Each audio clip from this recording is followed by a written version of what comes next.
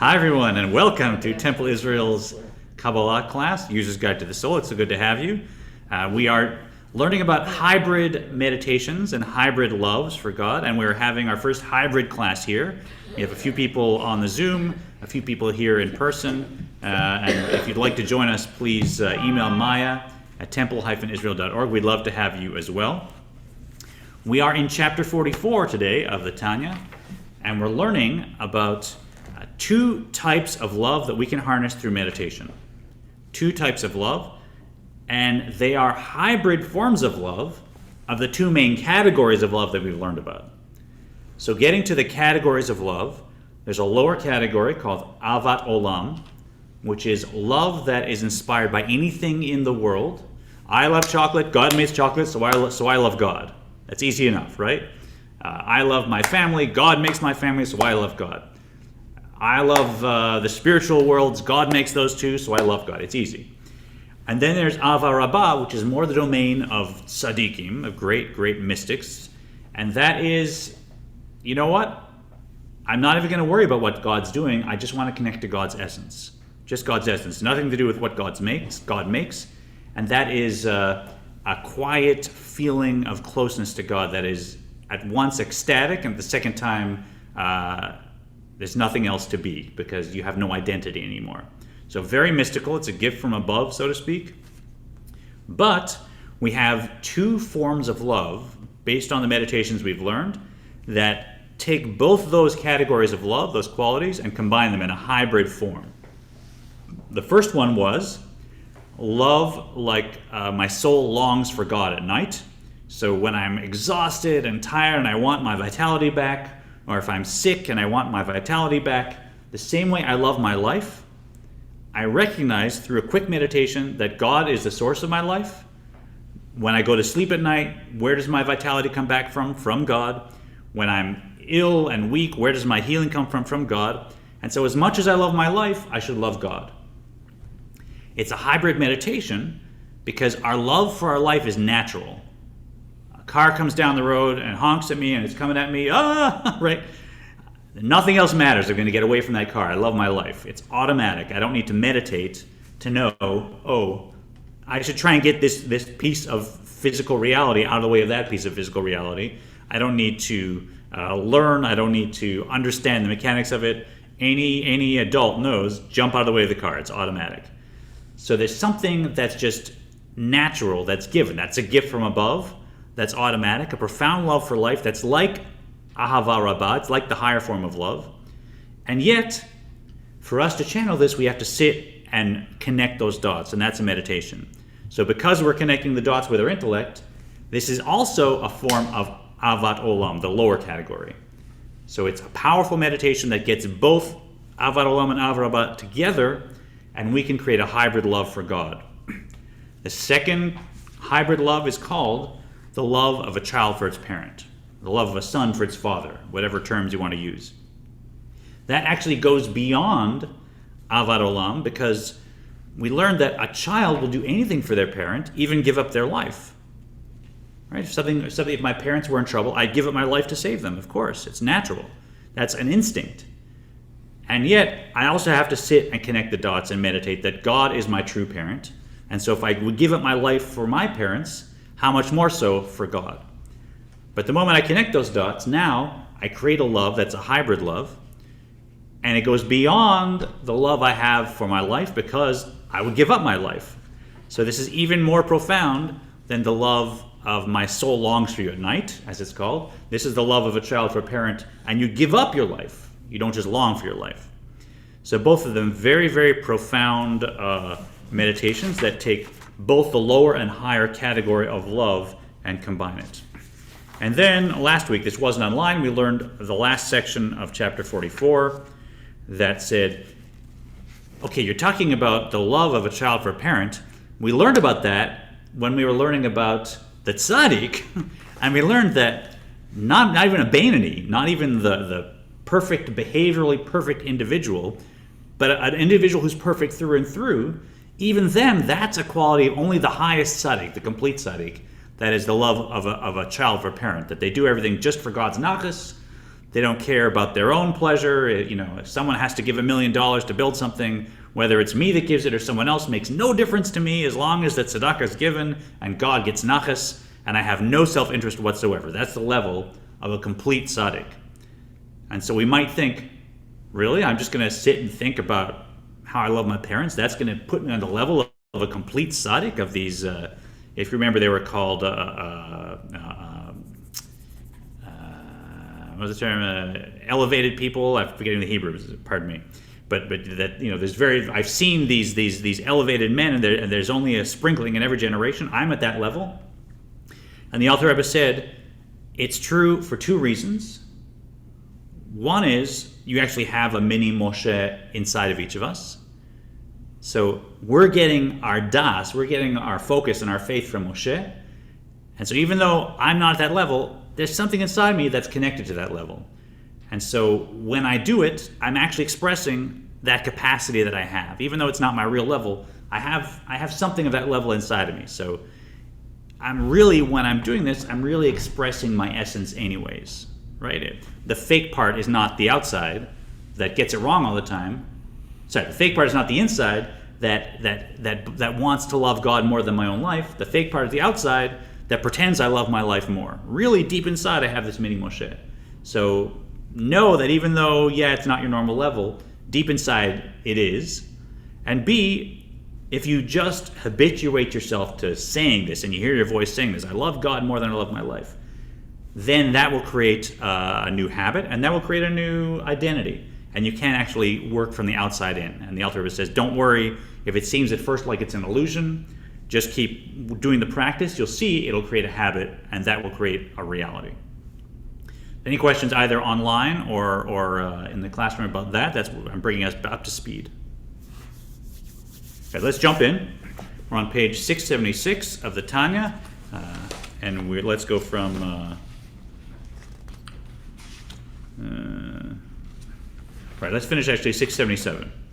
ועל זה אמרו מחשבה טובה הקדוש ברוך הוא מצרפה למעשה להיות גדפין לפרחה כנזכר לאל. Eleanor, why don't you go ahead?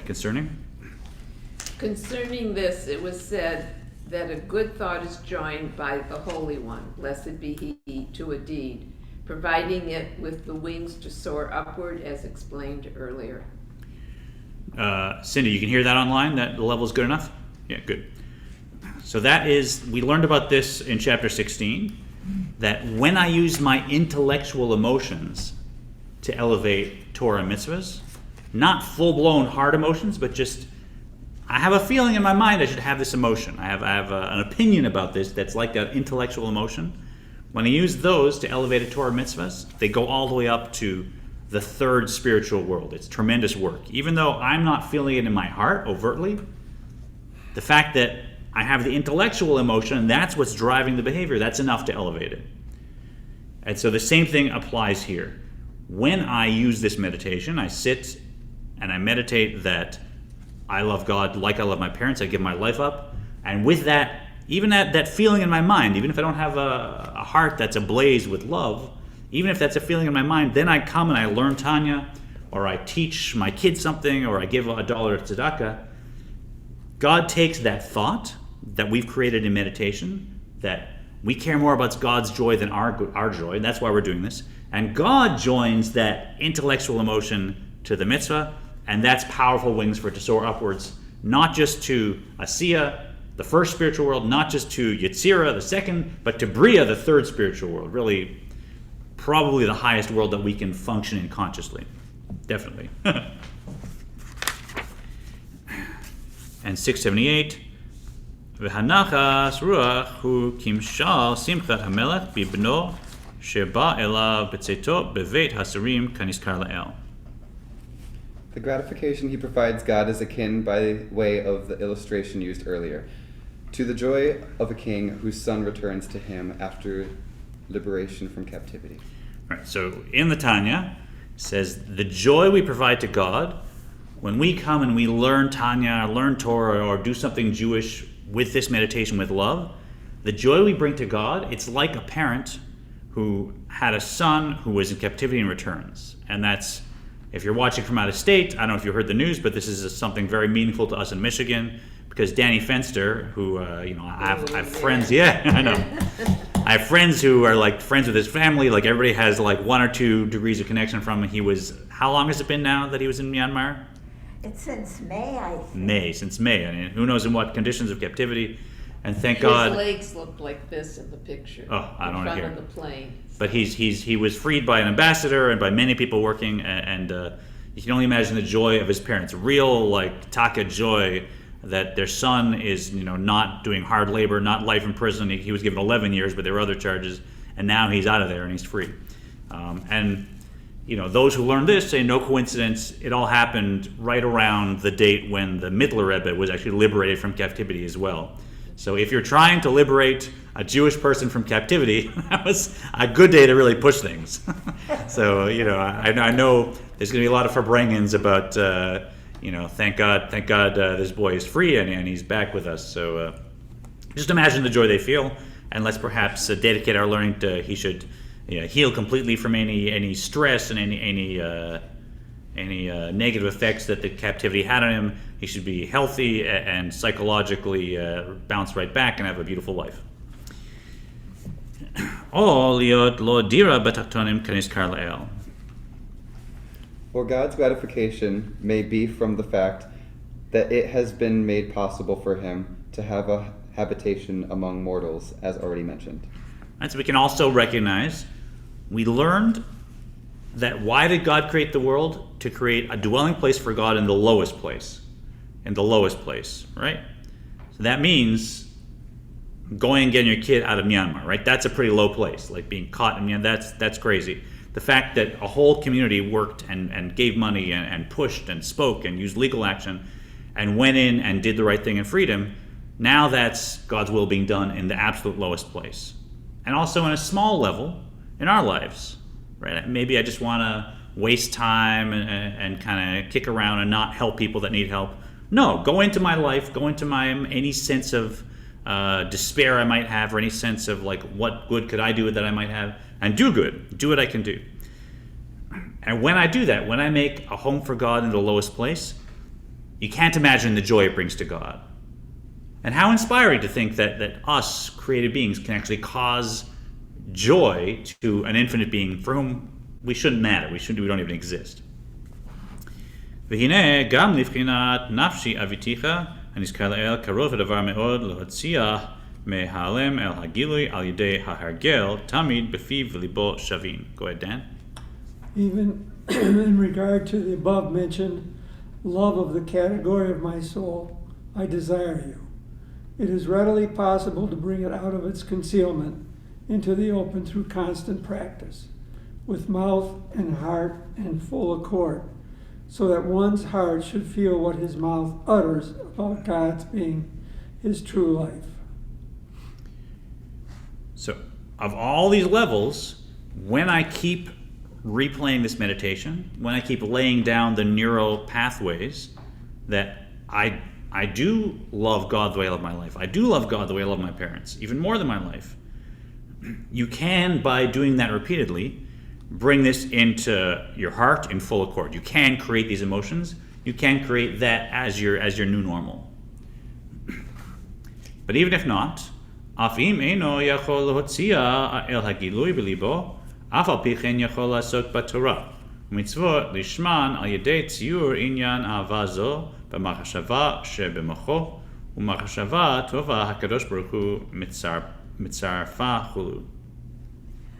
However, even if he cannot bring it, the love, into a revealed state in his heart, nevertheless, he can occupy himself because of this love in the Torah and mitzvot for their own sake, through portraying the idea of this love in his mind, and a good thought is united by God. So that closes this topic, that I can bring it into my heart, I can reveal it, but even if I don't, God will join the thought with the deed. And this is the why of meditation. I've said this many times. In the East, we meditate to gain enlightenment and to be as much as possible on that level of no ego. In Jewish meditation, Maybe I dissolve my ego, maybe I don't, but the point is to elevate Torah mitzvahs. Maybe I experience very spiritual moments, maybe I glimpse into spiritual worlds, maybe I don't. The point is to elevate Torah mitzvahs. I'm not doing it for myself. I'm not doing it for my spiritual level or my sense of oneness. That's great. But I'm doing it because I want the Torah mitzvahs that God asked me to do to happen and to be elevated and unite back to godliness. So the benefit to me is a side effect. It's a side effect. It's not the point of meditation. So rest assured, if we've done this meditation and we've learned Torah and done mitzvahs and practiced as a Jewish person here at Temple Israel, now that meditation will elevate the Torah mitzvahs, and good, go on to the next one. V'hinei bet b'chinat ahavot elu. Cindy, why don't you take the next two? The said two.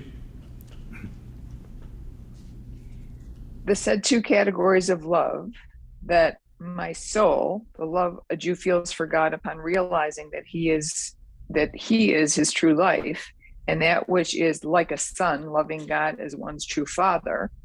So these two categories, Af shehen Yerusha lanu me'ahavotenu uchmo teva b'nafshotenu v'chen hayira haklula b'hen shehi liro milipared chas v'shalom mimkor chayenu v'avinu ha'amiti baruch hu. Though they are an inheritance unto us from our patriarchs, and like a natural instinct in our souls, and so too as a natural instinct is the fear that is comprised in them, namely the fear of being sundered, God forbid, from the source of our life and our true Father, blessed be He. Now we're going into how do these levels of fear elevate our Torah mitzvahs to either Yetzirah or Bria. Right? If they're just automatic, if they're just natural, what do they have to do with Bria? Because it's not really like the deep intellectual meditations we've done that comprise the long short path. We're not really meditating on how God is creating the world and the levels of godliness and understanding them and going deeply into a concept and now feeling feelings about godliness. This is just kind of, who doesn't love their life, right? This is pretty natural. So how does it really take a Torah mitzvahs and elevate it to Bria, which is an intellectual, spiritual world?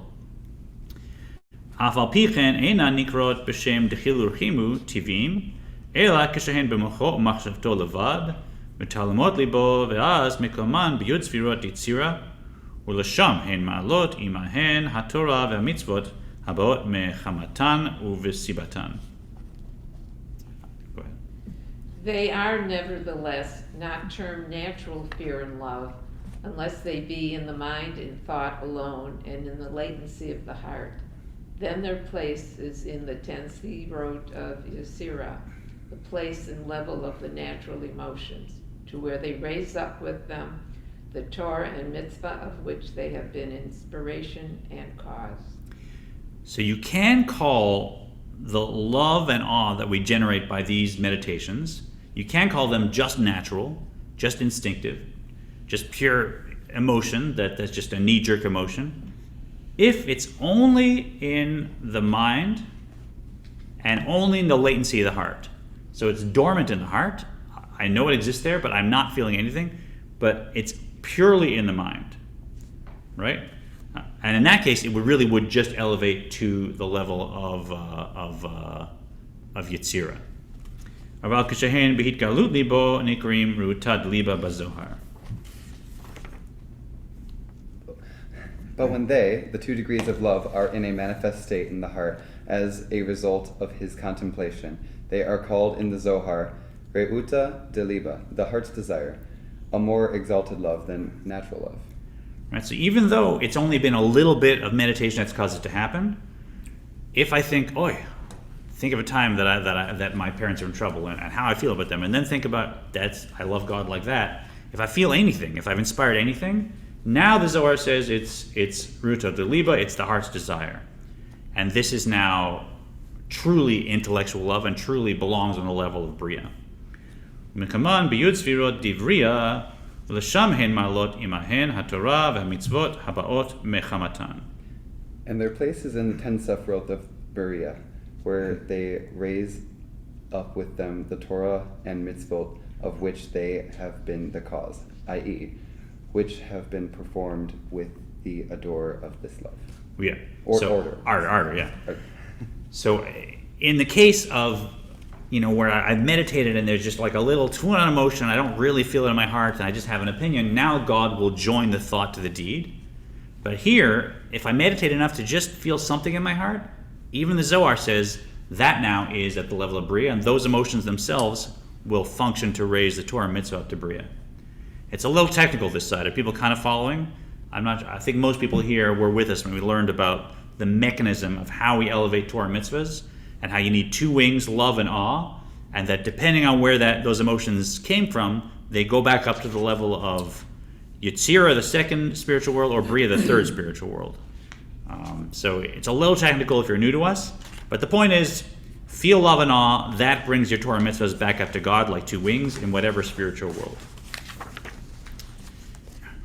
מפני שיצאתן מההלם והסתר הלב אל בחינת גילוי, היא על ידי הדעת ותקיעת המחשבה בחוזק והתבוננות עצומה, מעומקא דליבה יתיר ותדיר באינסוף ברוך הוא, איך הוא חיינו ממש ואבינו האמיתי ברוך הוא.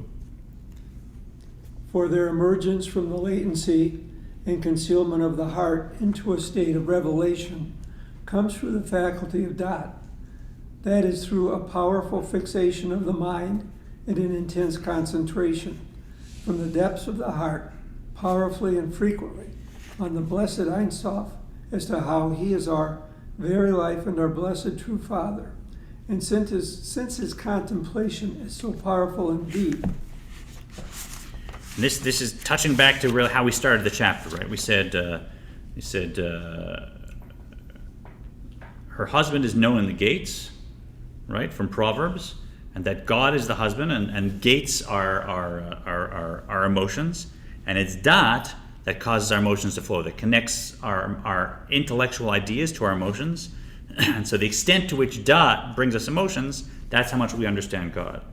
So we're coming back here and saying, that's why these emotions really belong back up in Bria, and they bring Torah mitzvahs up to the 10 Sefirot of Bria, because it's dat that caused them to happen. It's dat that caused them to happen, and so they came from an intellectual place, and that's their home. They belong back where they came from. I have a question. In dat, we're talking about the Sefirot. When we're talking about our heart, are we talking about the Sefirot, or is that something different? Yeah, he's about to explain that. So you're right on. You're anticipating his question. So let me get to that. Okay. ומודעת זאת מה שכתוב בתיקונים, כי בעולם הבריאה מקננה תמן אימה אילאה, שהיא התבוננות באור אינסוף חיי החיים ברוך הוא, וכמאמר אליהו בינה ליבה ובה הלב מבין. Moreover, what is written in the Tikkunim is well known, that there in the world of Berea nests the supernal mother, that is the level of Bina of Atzilut, which in terms of man's spiritual service is the contemplation of the infinite light of the blessed Ein Sof, the giver of life, blessed be he. And this in accordance with the teaching of Elijah in the Tikkunei Zohar, in the section beginning Petach Eliyahu, B'nai is the heart, and with it the heart understands. This means to say that the meditation and understanding taking place in the mind illuminate the heart. All right, so Eleanor, I don't know if that answers your question right immediately, but so you're asking. Hold on, we're talking about feelings in the heart, and you're saying it's because of dat, which is one of the Sefirot, that now those feelings belong in Bria with the 10 Sefirot of Bria. So what do the Sefirot have to do with your heart and what you're feeling, right? So here's the connection. First thing you want to understand is the world of Bria is full of the light of Bina of Atzilut. That's the definition of the world of Bria. The world of Atzilut, which is just godliness, that is defined by the light of Chokhmah, which means there's no me. That's just godliness, right? If you go down a stage to the world of Bria, and that's the world we're talking about elevating our Torah mitzvahs to, that is defined by Bina of Atzilus. So Chochmah of Atzilus lights up Atzilus, Bina of Atzilus goes down and lights up Bria. Because Bina is cognitive intellect, right? Bria is all about actual intellect that you can relate to. Whether God's thinking something in the world or I'm thinking something in my own miniature world here, that's a reflection of the same thing, right? And now your question, so what does it have to do with the heart, right? So there's a saying, Bina is the heart, and with it the heart understands, right? Bina liba v'vah mevin. Very powerful. And in Judaism, the heart is seen as an organ of intellectual understanding as well, right? I say, I know in my heart that, my heart feels that in Judaism, when they talk about the heart, it's not just emotions, it's actually knowing, it's actually sensing. And in Judaism, the heart is seen also as a organ of comprehension. And by the way, the West is catching up. If you've read M-braining or any of the multiple brain work that psychologists are doing, we now recognize that we have a major brain here, but we also have a quite large brain in the heart and a very large brain in the gut as well, and possibly other centers that can be defined by every possible definition as a brain, whether it's number of neurons, complexity, neuroplasticity, what are those chemical things that happen, chemical thingies? It's the term for it. My wife knows the term. Sorry, I'm just going off on the cuff here. But the West is just discovering that the heart actually is a brain. The heart actually does know. It has memories, right? It has its own way of thinking, which is different than the head brain. And that is the connection between the two. So to finally answer your question, it's that takes the Bina that comes from Bria and extends it into the heart to create emotions in the heart, because I use Bina to meditate on something, and now I have a feeling about it. I said, I remember a time when I was so tired, all I wanted to do was get rest. I was ill, and all I wanted to do was get better, and I love my life, and I love God that much, and now my heart feels something because Bina, which is places in Bria, actually through Das, connected to the heart and had the heart feel something. So it's through Bina that the heart understands, right? It's Bina that has the power to decide what my heart has feelings about, and the heart also has Bina, because the heart is also an organ of comprehension. Is it my Bina or the Bina from the other worlds, though? It's your Bina. Okay. It's your Bina. In my meditation, this is me. This is my little microcosm, so it is my Bina, but it's true that insofar as I'm using Bina of the divine soul, that is a spark of God's. That's also God's Bina. But not to get confused, this is little me. This is me with my But flaws. it's not as powerful as the Bina that comes from Azula down to Berea, though. Right, so really we should call it a power, right? Or a mida if it's an emotion. So, and sometimes this is confusing because we use the same term. We use Bina to talk about God's emanated aspect of divine cognition that is in the world of Atzilus, which is, spiritually many times greater than the whole created world, right? And then we also use Bina to refer to my capacity to have intellectual cognition about something, and that's a tiny reflection of that cosmic Bina that we're referring to. We use the same word, but the terminology when I'm talking about Bina of Atzilus, that is one of the Sfirot. When I'm talking about Bina in my mind, that's a koach, a power of mine. I wouldn't call it really one of the Sfirot. That's I mix terms sometimes. And when it's an emotion, I call it a midah, a measure, not. So chesed of Atzilus, God's flow of love, that is the first flow that's creating the entire chain of spiritual and physical world, that is the sphera of chesed of Atzilus. But chesed in Michael Smolash, that's just my midah of love, and how much I extend that's my capacity for love. We use the same word because mine is a reflection of the cosmic one. Another question. Yeah. Where does Chokhmah come into this? Because Chokhmah we think of as love, right? Chokhmah we think of, chesed is love. Chesed is love. Hesed, so Hesed, where does that come in? I mean, heart is separate from Hesed? Chesed is flowing through the heart, creating a actual tangible feeling of love, right? So chesed is the capacity to have love of any kind, and then the actual love is what you feel in your heart, right? And chesed is one of the two wings that are inspired by the meditation. So chesed is central to this. right? Chesed and Gevura, that's the two wings, the two emotions that I'm meditating to create. So when we talk about the Sefirot, we don't mention the heart, but now we're talking heart. Correct. So generally when you're talking about the 10 Sefirot in Atzilus, you don't talk about the heart because that's Atzilus and everything's just one with God, and it's, the vessels are one with God and the lights are one with God.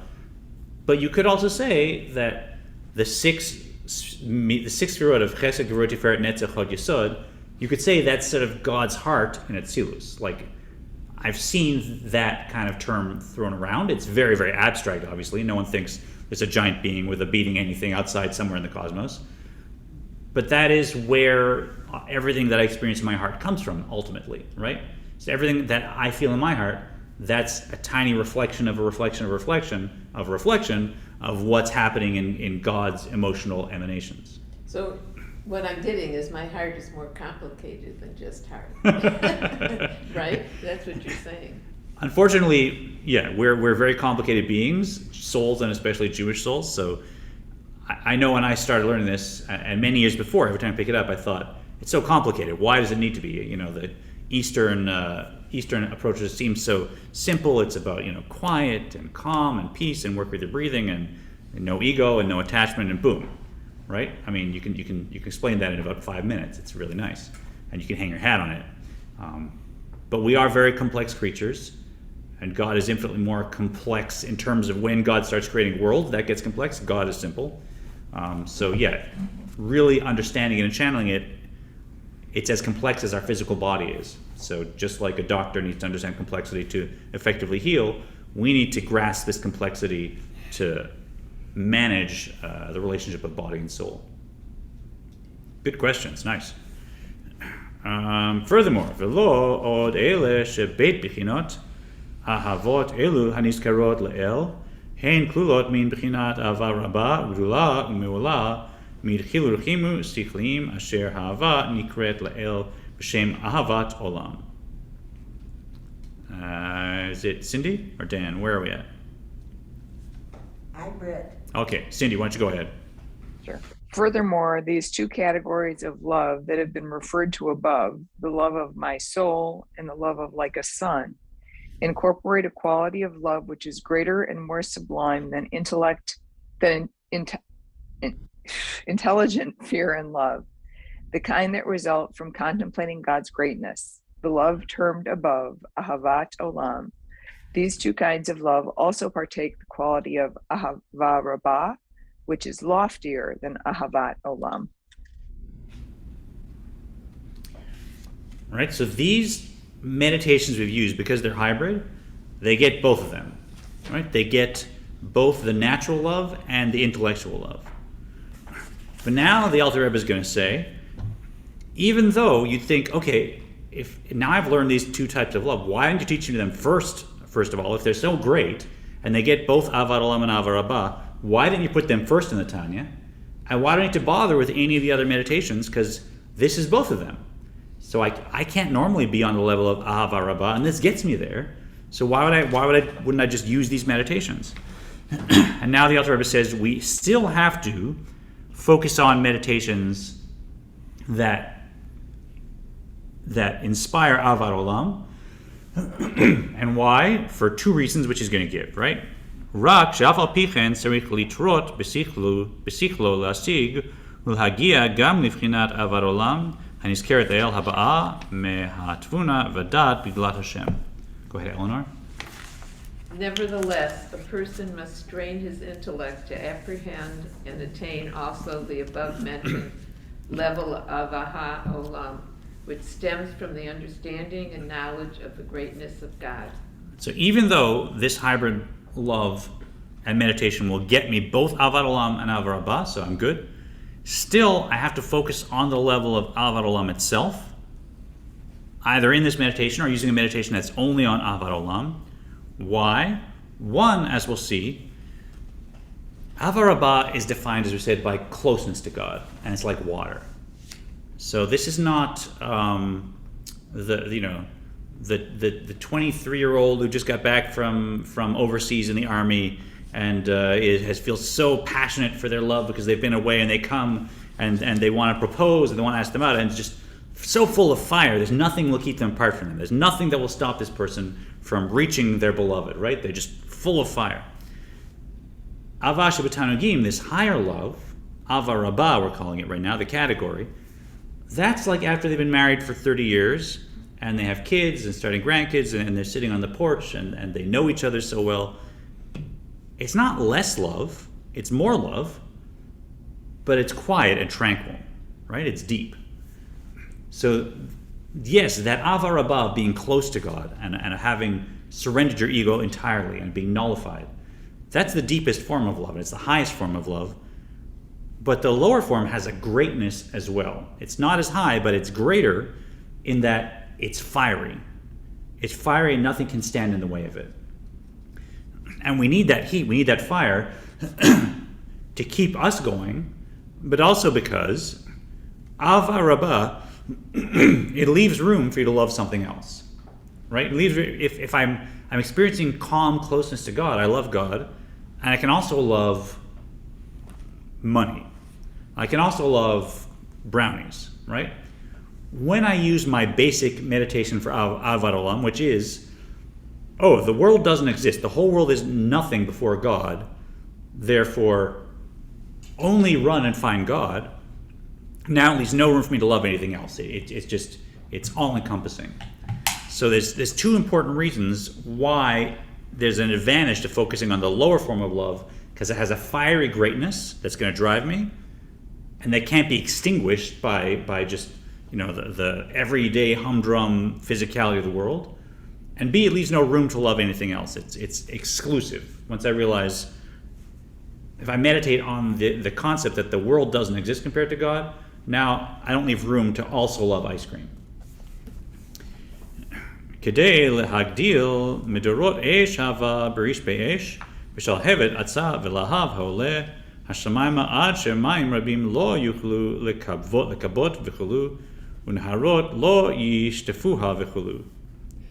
In order to fan the blaze of the fiery love with glowing coals and an intense fire, and a flame that rises heavenwards, so that not even many waters which are enemies of the love can extinguish it, nor rivers quench it.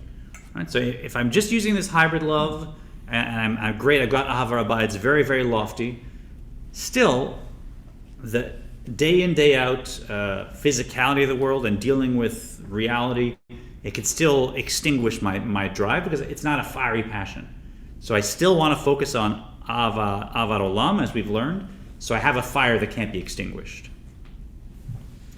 Ki yesh yitron u'ma'ala livchinat ava k'rish be'esh, v'shal hevet azah v'chulu haba'a me'hatvuna v'dad b'gulat ein sof baruch hu, al shtei b'chinot ava hanizkarot la'el kasher einan k'rish be'esh v'shal hevet v'chulu.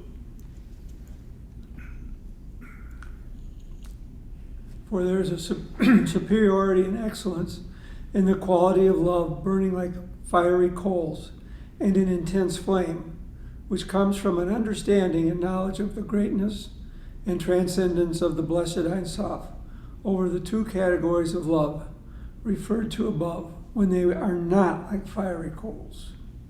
So that's the advantage. You know what it feels like when you're burning to achieve something and burning to be close to something, and that's different than when you're one with the thing.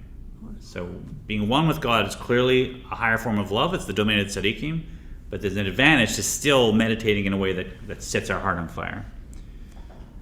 You're immune to the pressures of the world, as one of my teachers says. Kitron u'malat hazahav al hakesef v'chulu k'mo shitbe'er lekaman. And a blaze similar to the superiority and excellence of gold over silver, and so forth, as will be explained later. All right, so we compare these to gold and silver, and later in chapter 50 will be another meditation that goes into that beautiful image. Now, one final reason why, even though now we have a way to meditate that can capture Ahava Rabbah, the love that tzaddikim are supposed to feel, and we have these hybrid loves we can practice, still we're supposed to focus on Avat Olam, the lower category. The last reason, V'gam, ki zeh kol hadam v'tachlito.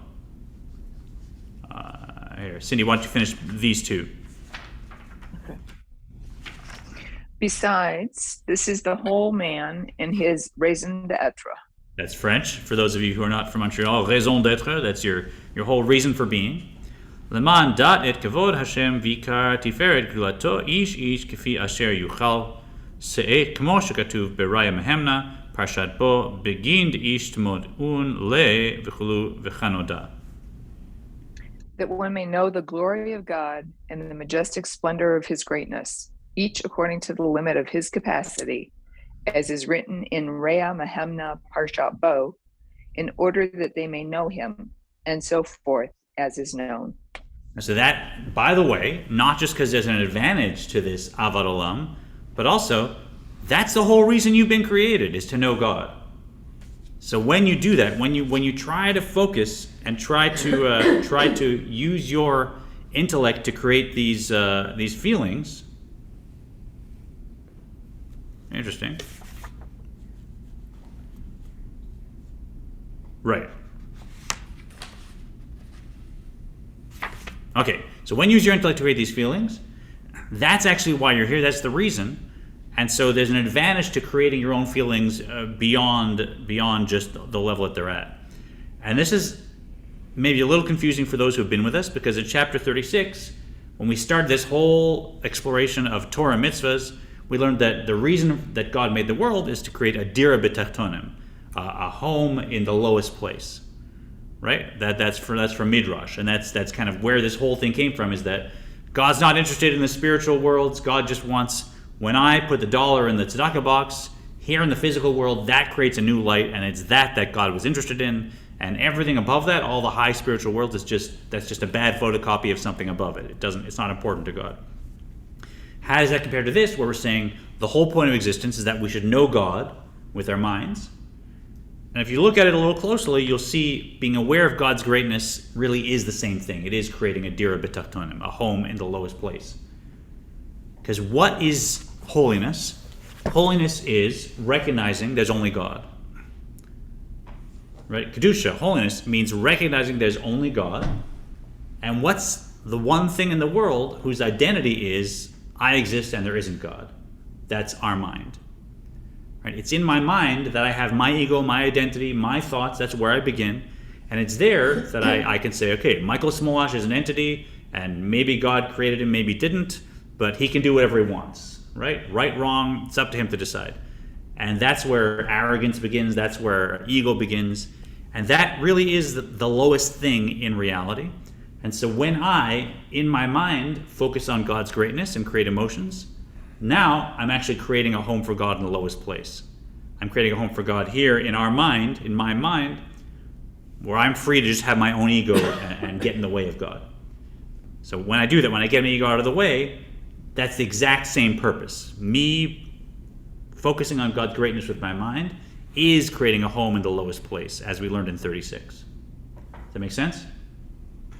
So we'll do a little meditation. Any final questions? This is quite a technical chapter, not one of our most technical, but the take-home really is these two hybrid forms of love. The love of my soul longs for you at night, and the love of a child for its parent. And we can use these as our own meditations, and no, they are harnessing Ava Rabbah, but we still want to focus on Avad Olam, because it'll set my heart on fire, and because that's why I was created, was to focus on God's greatness. Now let's take a few minutes to finish up. If you're watching online, thanks for joining us, and please feel free to join us in this meditation. Just find yourself in a comfortable seated position. And let's smooth out our eyelids and our face. Smooth out the flow of breath. Smooth out the flow of thought running through the brain. Let's have a nice long spine and relaxed feet on the floor.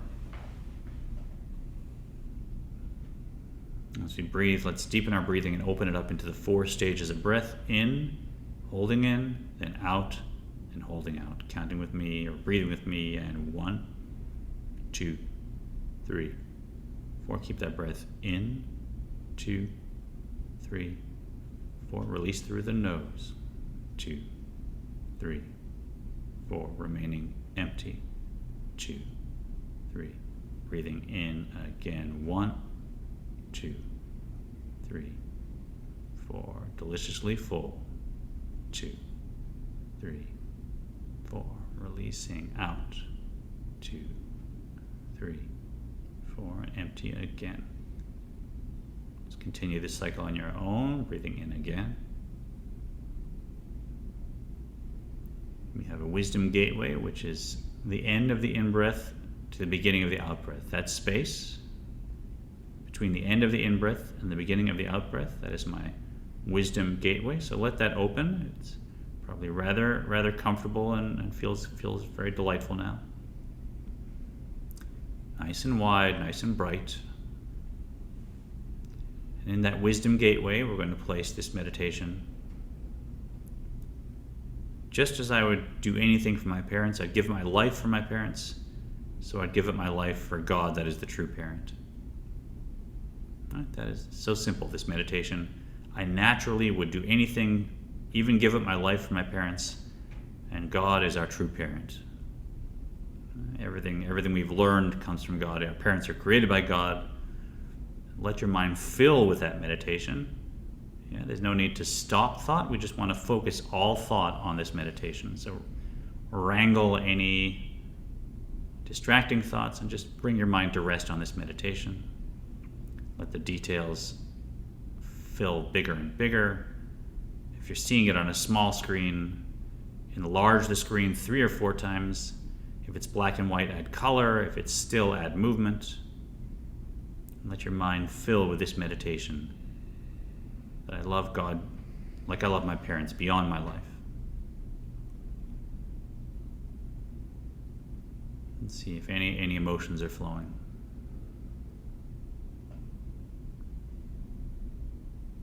Let's perhaps think of the joy that Danny Fenster's parents are feeling, that he is released, that he is freed from captivity, and think of the joy the infinite must feel when we, God's children, release ourselves from captivity by freeing our minds in this way.